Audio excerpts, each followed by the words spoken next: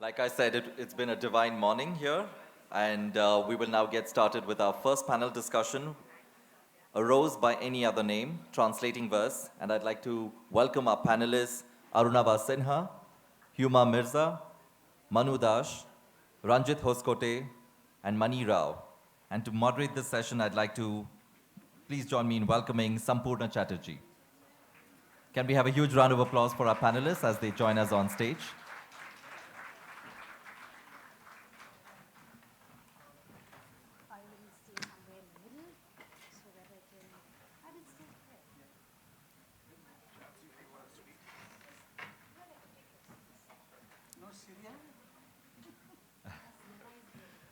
And with that, over to you, Sampurna.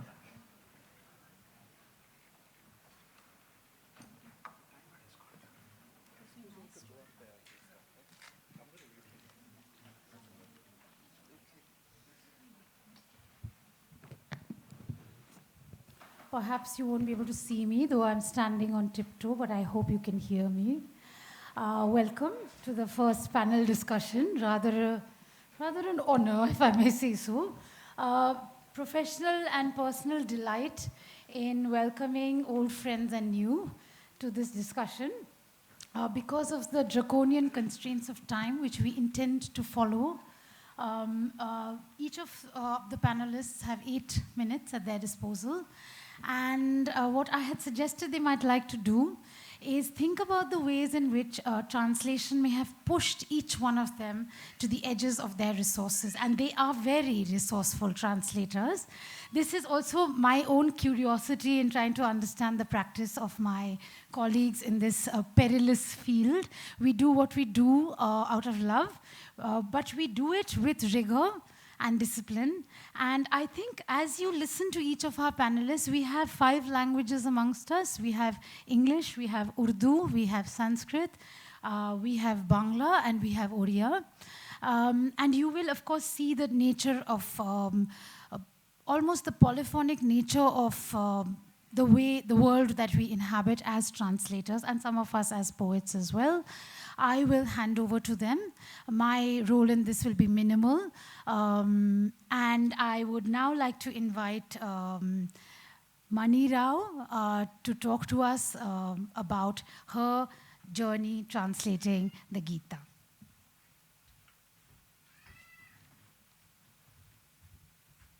One of the questions Sampurna asked us, all of us, was about the translator, whether you would be obliterated, when you did the translation. And of course, my immediate response was to think that, look, there's only one way to obliterate the translator, and that is to not do the translation. Because when you do translate, you do bring your skill, your experience, your whatever faculties you have, you bring it to the task, and the reader wants to access that. The reader wants the help of that in order to access the original. In a text or source, whatever you wish to call it, like the Gita, of course, you have interpretive lenses as well. You know, you have the Shankara Bhashya will give more importance to Jnana, and Bhakti Vedanta will give more importance to Bhakti. And you cannot not notice that.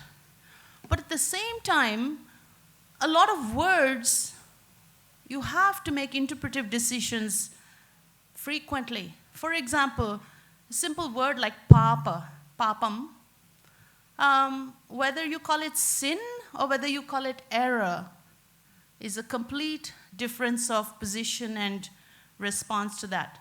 So you're coming to the original that you're translating with a lot of decisions that you're forming along the way, and you may have a position to start as well.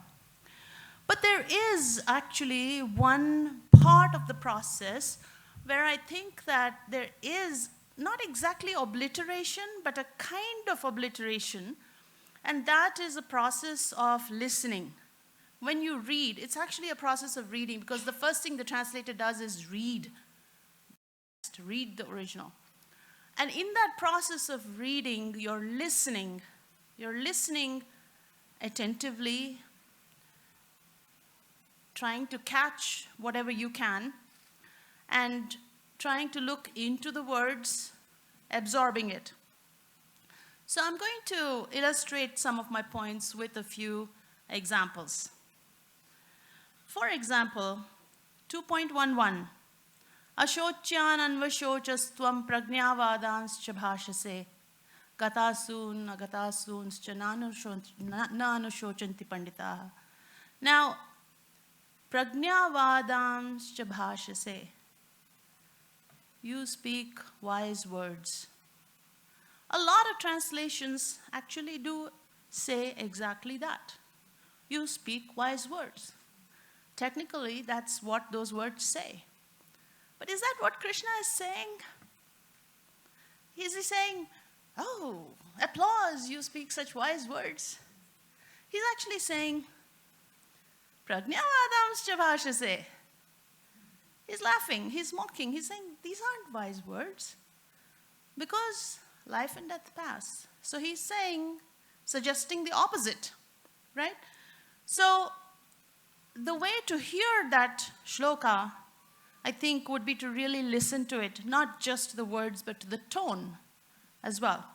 In my translation, nice speech, Arjuna, but the truly wise know better than to be sad over life that's gone or not.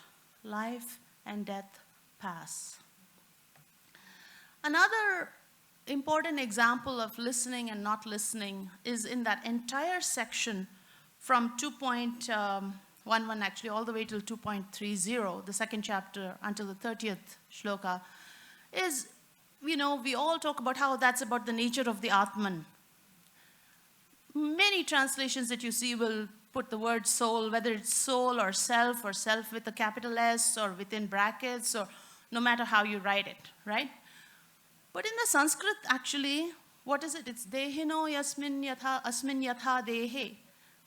It's not, the word Atman is not actually present. It's that which has the body, dehina, dehin, dehi, that which has the body. So Krishna may be referring to the Atman, and of course centuries of commentaries have already told us it's Atman, so we are all going to immediately put soul, soul, soul, soul, soul everywhere. But actually that's not there. It says dehin. And why is it important to not take that extra step to spell it out as something that you think it is? The reason is that actually Arjuna doesn't know what it is. If you say soul, he's going to say, what soul? You have to first explain the concept and then put a word to it. And that whole process of argument and persuasion takes you to that point where you can actually say, oh, I am that. So it's like a shifting of identification and positioning for Arjuna from who he is to who Krishna says he is, that is the Atman. And for that process, it's crucial not to say Atman. It's crucial not to translate Atman right there. So, for example, 2.13 is you change and you change. You change in this body from child to adult and decrepit, and you change into another body again. 2.16, na sato vidyate bhavo na bhavo vidyate satah ubhayor api drishto antas anayo tattvadarshibhihi. It's beautiful. Huh? If it isn't true, it isn't real. What you call reality is really virtual reality. Your reality is materiality. Material, changeable, mortal, untrue, immaterial. It seems as if, but there's no truth in fiction. What is clear to a seer. A couple of other shlokas from the Gita. In fact, the language of the Gita is very simple. The hard part is following it. It's not that difficult to translate if you simply just focus on what is happening. And the conversation is simple as well, right? 4.07, yada yada hi dharmasya glanir bhavati bharata, abhyuthanam adharmasya tadatmanam srijamyaham. Arjuna, When the correct fades, incorrect rises, I procreate myself. Paritranaya sadhunam vinashaya cha dushkritam dharma sansthapanarthaya sambhavami yuge yuge. Full on I am from time to save good people, crack down on evil, settle what's right. See again there, tadatmanam srijamyaham. Atma is actually used in compounds throughout the Gita, and when translators second guess the meaning, sometimes almost like machine translation, every time the word Atman occurs, you put so, you end up misreading and misunderstanding the translation. So you have ahankara vimudhatma, sanstabhya atmanam atmana, drakshyasi atmani athomai, tadatmanam srijamyaham. In all these cases, it's a personal pronoun as well. So you really have to absorb the message without just sort of reproducing the language. I'll give you an example, and for those of you who are fans of Mascaro, please forgive me, because I just had to have one example, otherwise it wasn't going to make sense what I'm saying. For example, 6.6, Bandhuratma atmanastasya yenatmeva atmanan jitaha. Mascaro says, the soul of man is his friend when by the spirit he has conquered his soul. But when a man is not lord of his soul, then this becomes his own enemy. What happens in these translations is incomprehensibility, because you've gone with what you think you're translating rather than listening first. You know, basically, is it you're your own friend, you're your own enemy? Is what is being said. And you want to communicate that. And of course, if you don't communicate that, how is Arjuna going to understand? How is the reader going to get into Arjuna's shoes? So therefore, my approach to translation really is, what can I learn here? What am I listening? What am I hearing? And then how can I say that? Yeah. So maybe we can end with that thought. What am I listening to? Okay. What am I learning? Thank you. I know this is terrible. It's like surgical procedures. But really, thank you, Mani, because I think you compressed a wealth of learning into those 8 minutes. I have this timer, dreadful timer on my mobile, because it is really an act of listening and an act of interpreting and not misreading. Can I ask Ranjit to come up here? Because it strikes me that the registers that you hit in your translation, this isn't reality, this is virtual reality, makes me think of how what we think of as a traditional archaic register can translate so easily into the language of our times. Ranjit, would you share your current project in 8 minutes? I will not hesitate to stop you. No, please stop me when I hit it. It's marvelous to have heard your account, Mani, because somewhere in the introduction to a translation that I did some years ago of the Kashmiri saint poet Lal or Lala, I have this line in the introduction that says that the translator is broken and remade in the act of translation. And I think translation is often seen through the optic of the tyranny of what is horribly called the target language. But I think it's really much more about a certain humility in the face of the original, as well as a willingness to engage critically with that text. And for me, I'm going to summarize briefly because I want to try and read some of these mere...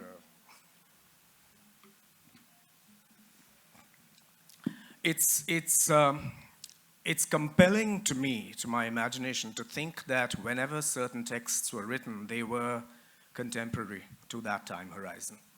Which is why I think that we've had several centuries of disservice to texts. And I keep thinking of it as the sacred books of the East syndrome, where there's a very peculiar kind of Victorian, Edwin Arnold meets Tennyson kind of register that is reserved for things that are predetermined to be sacrosanct in some way. It really misses out on the kinds of tonality, the polyvocality, if you will, the many voices that inhabit some of these texts. I'm not going to be reading from my Lala translation just now, but just to say that when you approach some of these texts, which were in the first place not available in in print. We are looking at a transmission line that begins in orality, comes to the world of scribes, and then comes into print.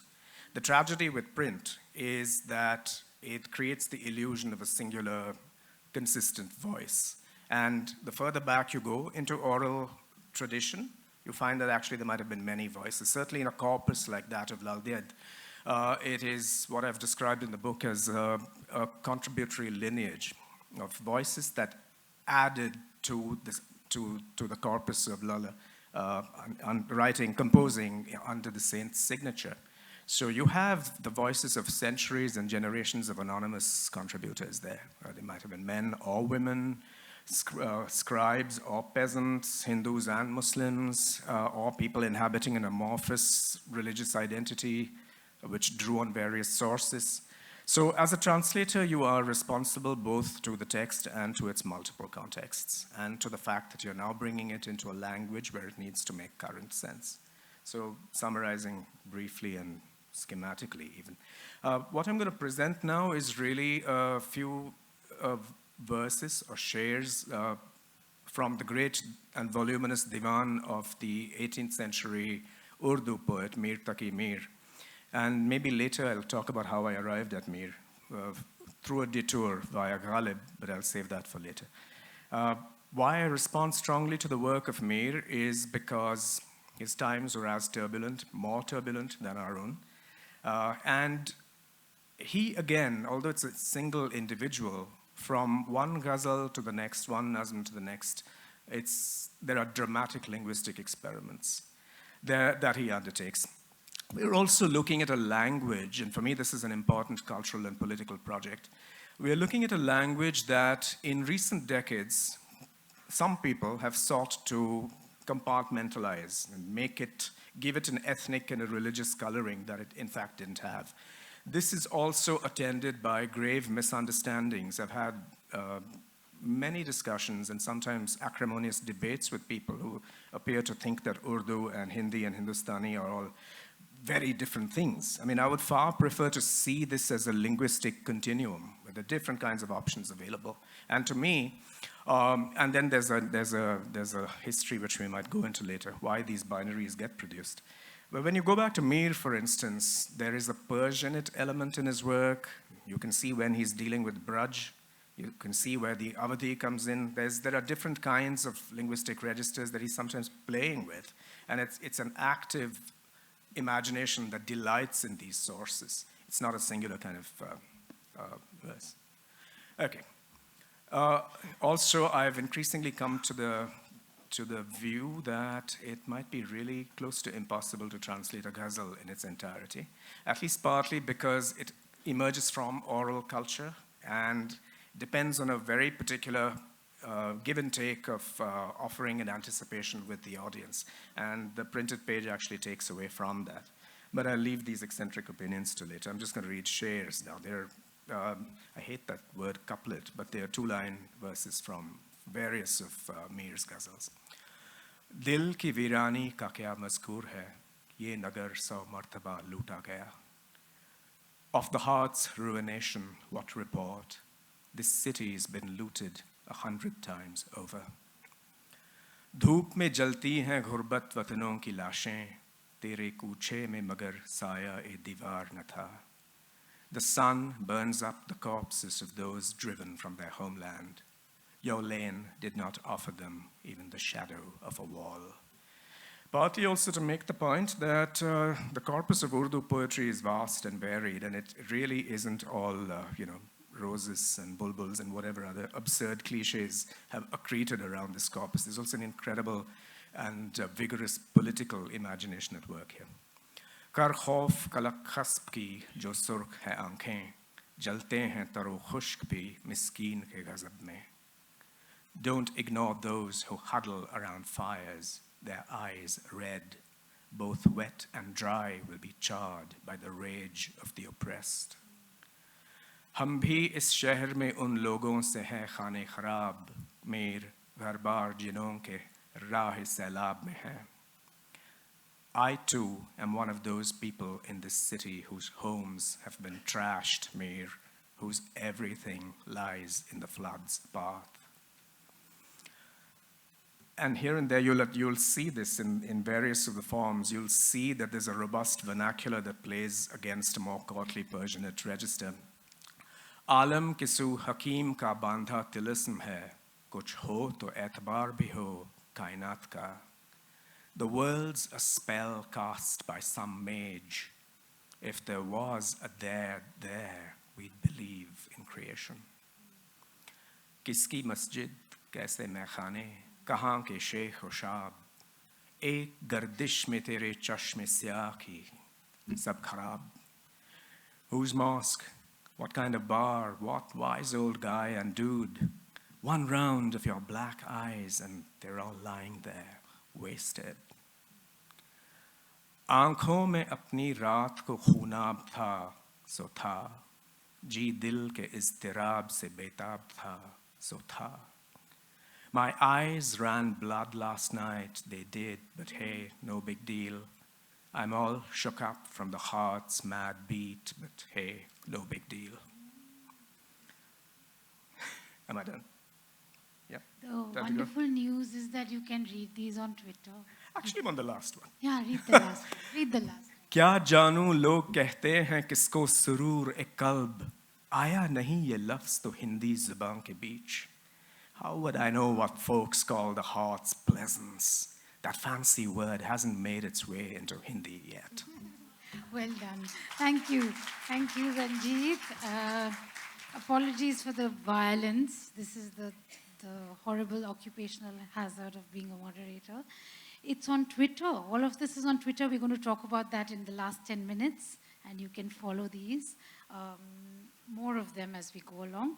May I, in keeping with the vein and flow of the morning, now invite Huma to read her translations from the Urdu into English.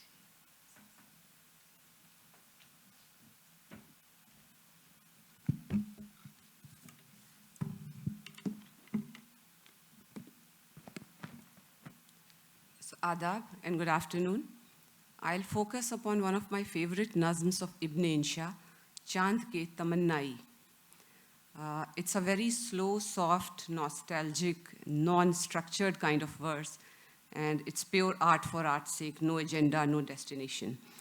So, as lovers of Urdu poetry are well aware about Ibn Insha's fascination for moon, he was completely besotted by this cosmic ball of energy, and he's used moon as a metaphor for many human emotions and situations.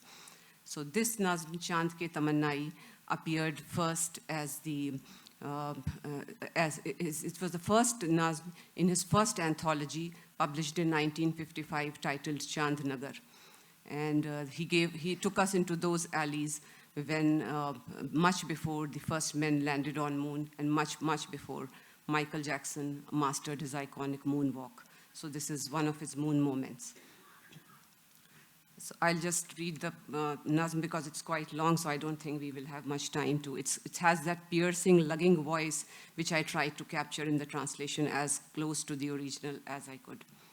Chand ke tamannai, शहर दिल की गलियों में शाम से भटकते हैं, चांद के तमन्नाई बेकरार सौदाई, दिल गुदाज दारी की जां गुदाज तन्हाई, रूह हो जां को डसती है, रूह हो जां में बसती है, शहर दिल की गलियों में. ताकि शब की बेलों पर शबनमी सरिश्कों की बेशुमार लोगों ने, बेकरार लोगों ने यादगार छोड़ी है. इतनी बात थोड़ी है, 100,000 बातें थीं हीले शकेबाई, सूरतों की ज़ेबाई, क़ामतों की रानाई. इन सियाह रातों में एक भी न याद आई, जा बजा भटकते हैं, किसकी राह तकते हैं, चांद के तमन्नाई. ये नगर कभी पहले इस कदर नवीरां था, कहने वाले कहते हैं क़िरिए निगारां था. खैर अपने जीने का ये भी एक सामा था, आज दिल में वीरानी अब्र बन के घिर आई. आज दिल को क्या कहिए, बावफा न हर जाई.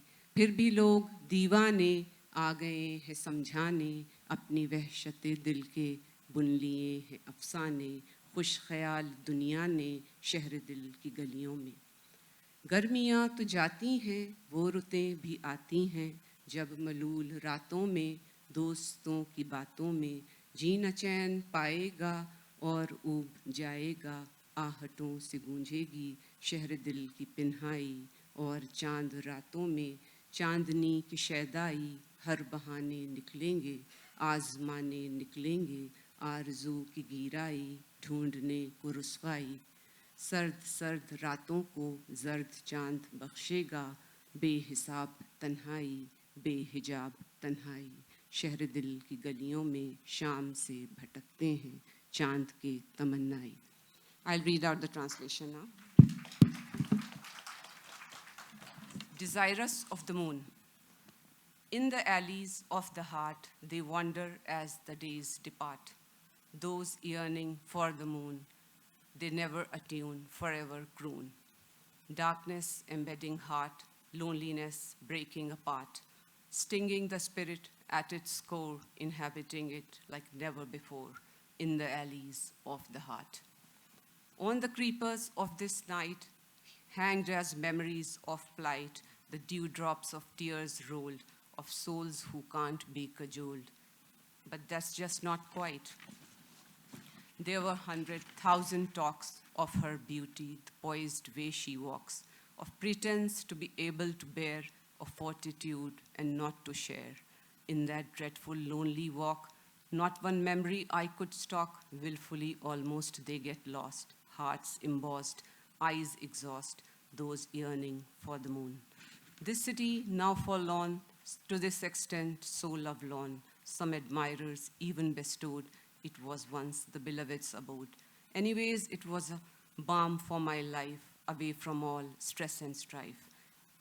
Dreariness envelops my heart, in a prevailing lonely shroud, darkness diffusing my soul with a sudden burst of cloud. Is the heart honest and faithful, or insidious and full of deception? I don't know towards my own, nor can I rely on my perception. In spite of this people insane, have the audacity to explain, while I have built narratives, weaved stories around my pain, of a lovely, hopeful world and a seeming happy domain in the alleys of my heart. The summer's bound to pass, but those feathers we endure when long, somber nights linger and friends do not provide a cure.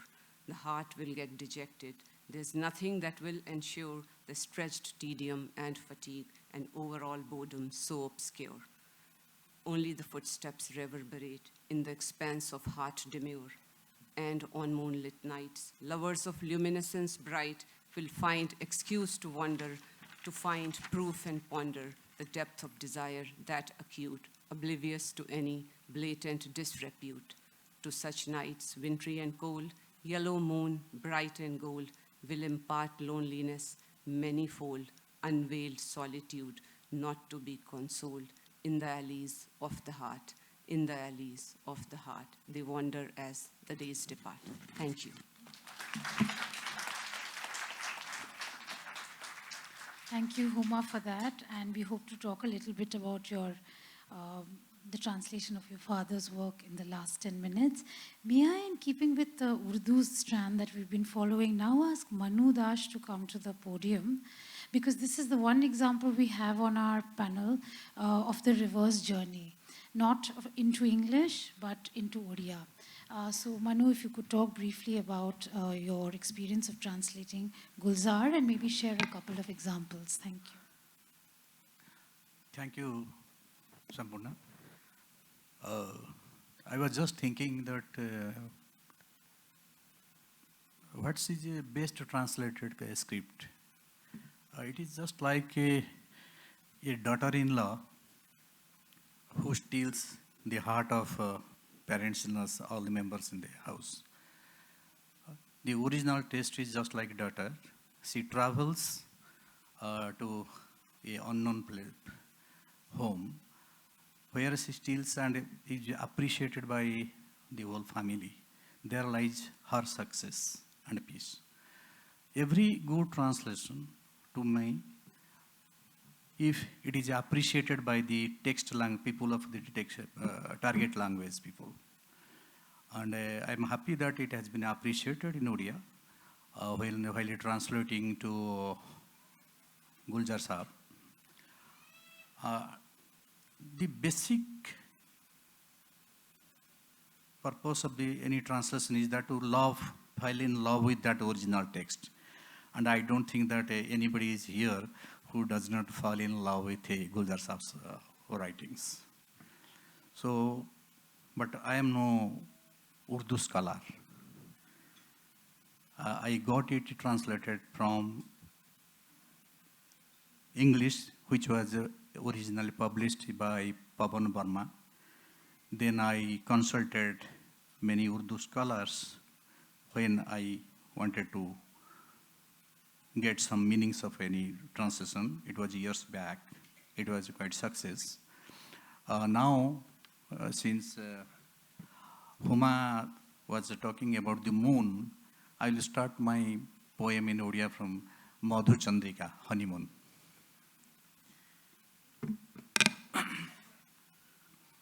काली तुमको बुलेई नेबी समुद्र कड़े कड़े थिबा वृत्ताकार सड़क आड़े रातिरे लागे जेमती गलारे हार पिंधिछि समुद्र काली तुमको बुलेई नेबी समुद्र कड़े कड़े थिबा वृत्ताकार सड़क आड़े रातिरे लागे जेमिति गलारे हार पिंधिछि समुद्र बहुत दूर जाए आमे बुलिबा घोड़ा गाड़ी रे किछि समय पाए अंतत निजको सम्राट बोली भाबिबा आमे घोड़ार टप टप टप टप खुराघातरे ताजमहल होटेल देखिबा आमे गेटवे ऑफ इंडिया पाखरु जेउठी रुहंती बिलातुरु आसीथिबा दंपति मधुचंद्रिका पाई आजी रातिरे आमे फुटपाथ उपरे इटा रखी ईरानी होटेल रु आनिथिबा बिरयानी गरम करिबा आउ एक घरर सीढ़ी रे एई घरर सीढ़ी तले पालिबा आमर मधुचंद्रिका.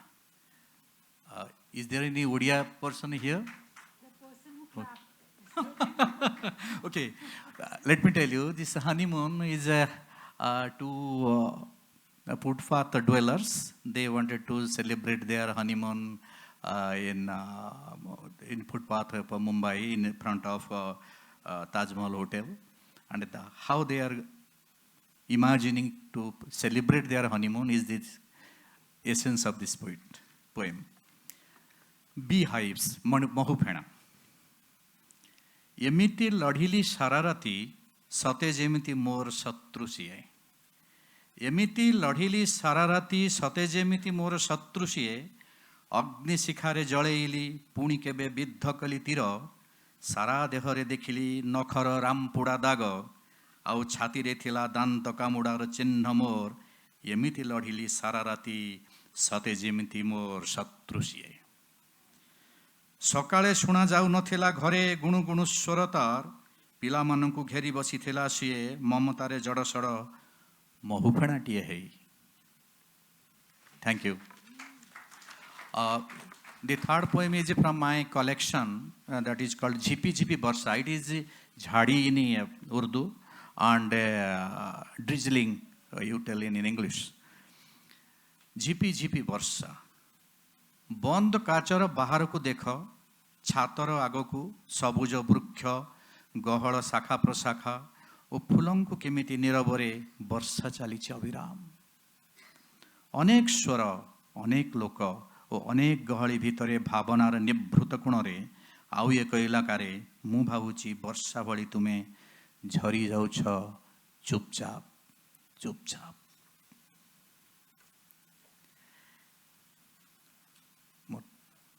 Fourth point, दूरता एबे भी रही जाइछि तकियारे तुम मथार गहिरिया दागटे एबे भी लाखी रहिछि शोइबा चादर रे तुम देहरे ओदा ओदा बास्ना हाथ पापुले रे मोर नेसी हे जाइछि तुम मोहर बास्ना आउ कपाळे रे मोर लाखी रहिछि तुम ओठर चिन्ह एते पाखकु जाकी हे जाइछ जे देखि होनी आदौ तुमकु टिके घुंची आस दूरकु अंतते देखि नेबी मु तुम चेहरा.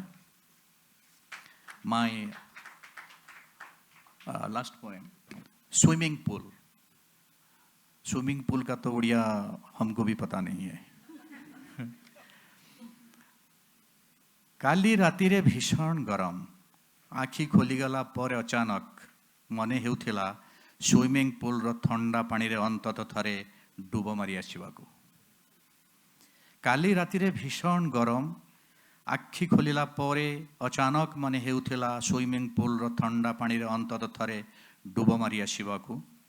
बाहरे आसी स्विमिंग पूल रे ताकू देखि आचंबित हेली।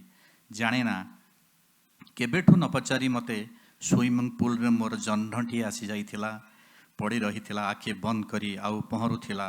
उफ, काली राति रे भीषण गरम थिला। धन्यवाद। Thank you, Manu. And may I now invite Arunava Sinha, no doubt the most renowned translator, known for his work mostly from prose, which is why I'm very keen on hearing some of the new translations of his poetry, which... go ahead. Thank you. I feel very nervous behind a lectern, so I'm just going to stand here. I was also just thinking how wonderful it is, how lucky we are to live in a country with so many beautiful languages, and how we can live with all of them. And I really hope we never lose this, that it never goes away from us. So for me, poetry is not a project. I usually don't do poetry books in translation. So I do them the way all of us sing in the bathroom. When you need a break from everything else, you hear a song, you can't stop humming it, and then you start playing around with it. So that's how I translate poetry. It's very random. I find poets I, as you said, Manu, love, and then I just take it from there. I'm going to read you one Bangla poem, craving your indulgence, just to give you a sense of the sounds, and then I'll read the English translation and maybe one or two more. This one is by a poet named Amiya Chakraborty, who wrote primarily around the middle of the 20th century. He was largely in the shadow of some of his more famous contemporaries like Buddhadev Bose and others. This poem is called Binimoy. তার বদলে পেলে সমস্তই স্তব্ধ পুকুর, নীল বাঁধানো স্বচ্ছ মুকুর, আলোয় ভরা জল, ফুলে নোয়ানো ছায়া ডালটা, বেগনি মেঘের ওড়া পাল্টা, ভরল হৃদয় তল, একলা বুকে সবই মেলে। তার বদলে পেলে সাদা ভাবনা কিছুই না এর, খোলা রাস্তা ধুলো পায়ের, কান্নাহারা হাওয়া, চেনা কণ্ঠে ডাকলো দূরে, সব হারানো এই দুপুরে, ফিরে কেউ না চাওয়া, এও কি রেখে গেলে? And the English, if I can find it. It's called The Exchange. In return you have got the silent pool in entirety, a clear mirror framed in blue, water filled with light, a shadow branch that's bent with flowers, fluttering sails of purple clouds filling up the heart. An empty breast finds all it seeks, in return you have got blanked out thoughts of nothing at all, open roads for feet with dust, bereft of tears the wind, a distant cry, a familiar voice, this afternoon of all is lost, no glance back from anyone. Are these what you've left? I'm going to read you another poem by the same poet, which is very different, and it kind of reflects the, I think the international, the global traditions that many poets writing in Bangla followed. They took their inspiration from all over the world. So this has nothing to do with the green fields of Bengal at all. It's called On the Island of Santa Maria. Anthony lies beneath the moist green church field. That's the epigraph. Villager 1, do you have some comfort at last? Does the memorial stone with your name above feel heavy? Can you still hear the whispering willow deep underneath? Anthony, they say in the depths you have found your heavenly home. Villager 2, if you walked up here, you would find your vision unbound. The old village road, the river you knew in the south, where home was, by bluish waves in the cornfield. If you took a bus to the market, ready to travel afar, where Fernandez, your neighbor, sells Coca-Cola. Widowed sister, Anthony, we cannot hear what you say anymore. Still, I wish for your laughing banter, your gentle face, shy and distant, gazing in rapt attention at your work. You look for something, drawing your glasses to yourself as before. Somewhere, though, the exchanges have stopped. Foreigner, passerby, friend. Leaving paltry physical senses to the five elements, you seek, I think, the deeper touch of soul. Here the world swells, placing you in burial and prayers on the far side of grief and tears. Evening chants rise quivering in the air. Do you hear Anthony, Anthony, in the solemn notes of bells? Friend's wife, your child left first, you lie by her side beneath your gravestone. The third empty place is Margarita's. She is here every day, bowing to accept the weight of remembrance of husband and child. Who knows what hope puts a shimmering glow of silent prayer on her face. The church bell peals incessantly. Chorus, we have not forgotten Anthony, even if we leave the church for home now. We will leave for our final home too, only some earlier and some later.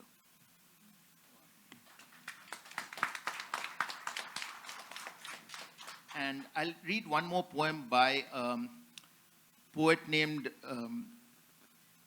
Ketuki Kushari Dyson. You'll have to give me a minute because I located it, but it's gone. Sorry. Begging your indulgence. Is there any small talk you want to do in the meantime? Small talk is strictly for later. Okay, got it.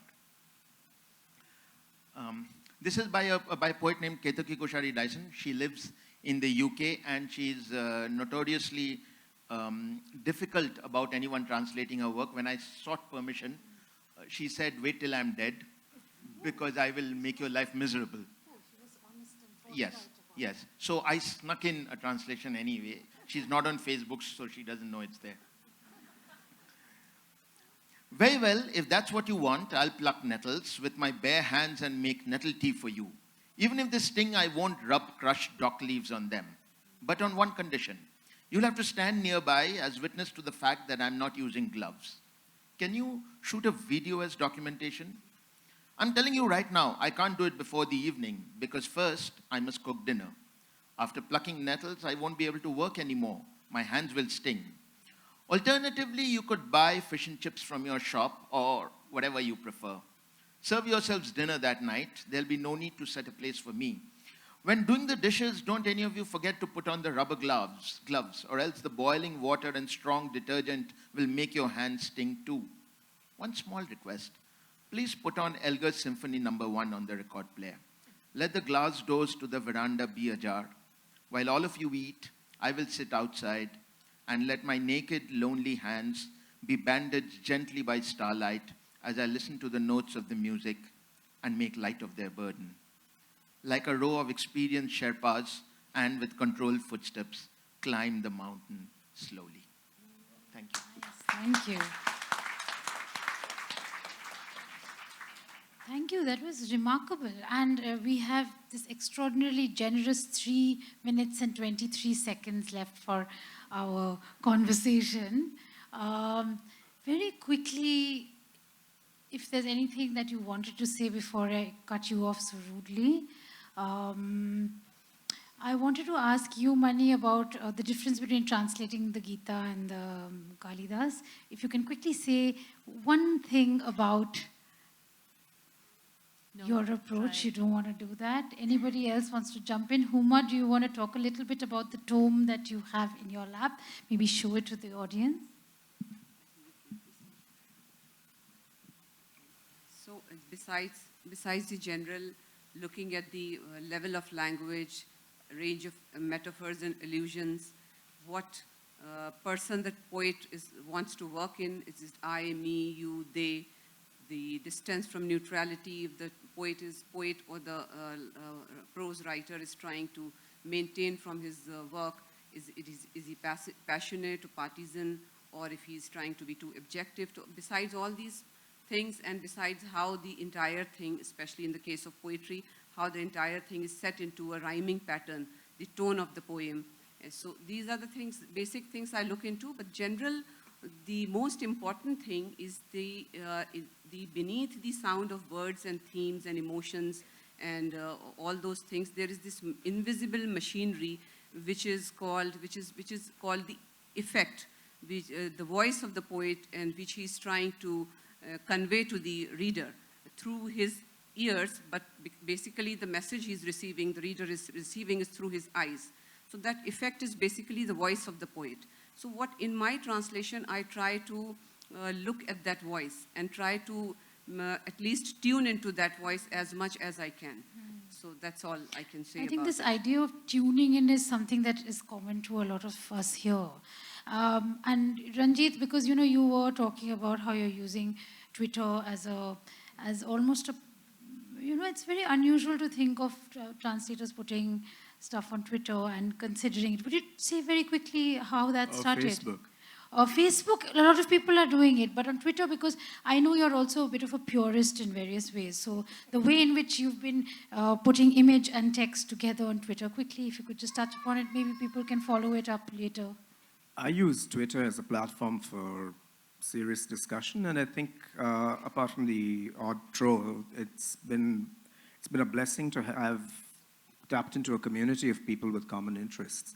So this began a couple of years ago, I think. I informally call it the Mir Project. Why I respond strongly to Twitter is because it sets the kinds of constraints that one would work with as a poet in any case. It's a very tight discipline, and you're obliged to think sharply.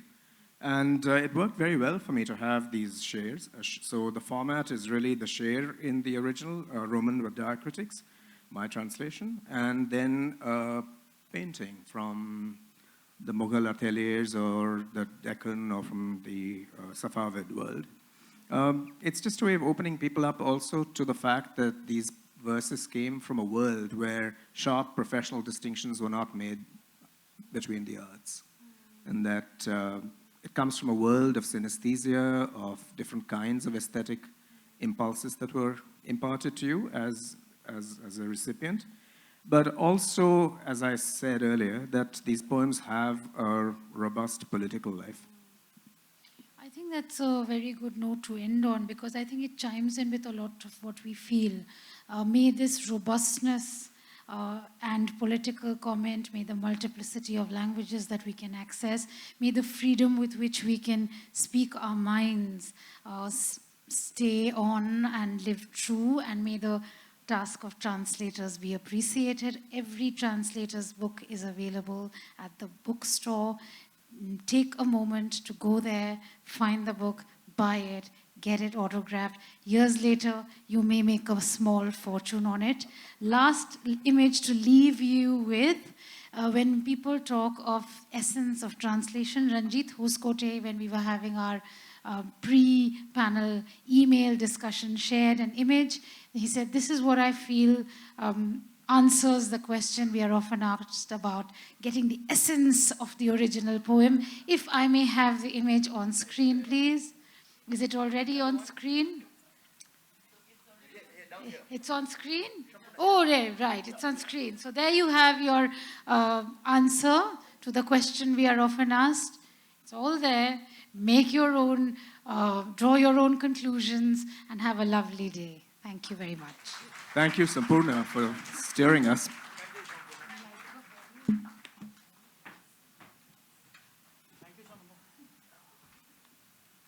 Thanks to the panelists, and thanks, Sampurna, for moderating this really fun session.